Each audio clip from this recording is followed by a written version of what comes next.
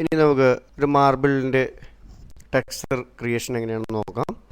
അതിനായി ചെയ്യേണ്ടത് file, new, ഒരു സ്ക്വയർ ആയിട്ടുള്ള ഒരു വിഡ്ത്ത് ആൻഡ് ഹൈറ്റ് ഉള്ള 300 റെസൊല്യൂഷനുള്ള ഒരു ന്യൂ ഫയൽ ഇവിടെ ക്രിയേറ്റ് ചെയ്യുകയാണ്.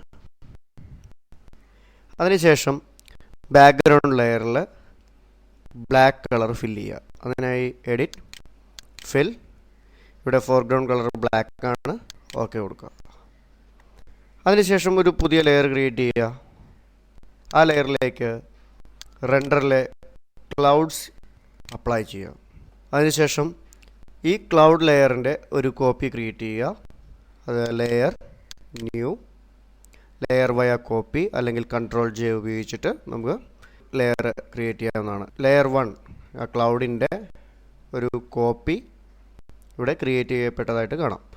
ഇനി അതിലേക്ക് നമ്മൾ സ്റ്റൈലൈസിൽ നിന്നും എക്സ്ട്രൂഡ് എന്ന് പറയുന്ന ഫംഗ്ഷൻ എടുക്കുക. അതിൽ സൈസ് 10 പിക്സൽ, ഡെപ്ത് 10, അങ്ങനെ 10x10 ഡയമെൻഷനുള്ള എക്സ്ട്രൂഷൻ അപ്ലൈ ചെയ്യുക. അതിനുശേഷം ആ ലെയറിലേക്ക് അല്പം ബ്ലർ, ഗോഷൻ ബ്ലർ ആഡ് ചെയ്യുക. ഈ ലെയറിൻ്റെ ബ്ലെൻഡിങ് മോഡ് നമ്മൾ ഓവർലേ ആക്കുന്നു. അതുകൊണ്ട് ഇതുപോലെ നമുക്ക് അതിൻ്റെ റിസൾട്ട് ലഭിക്കും. അതിനുശേഷം ലെയർ 1 ക്ലിക്ക് ചെയ്യുക. ഫിൽറ്ററിലെ റെൻഡറിലെ ഡിഫറെൻറ്റ് ക്ലൗഡ്സ് അപ്ലൈ ചെയ്യുക. ആ ലെയറിനെ അല്പം ലെവൽസ് അപ്ലൈ ചെയ്യുക. അതുപോലെ നമുക്ക് ആ ടെക്സ്ചർ ഡിസൈൻ നമുക്കിവിടെ വരുത്താൻ സാധിക്കും.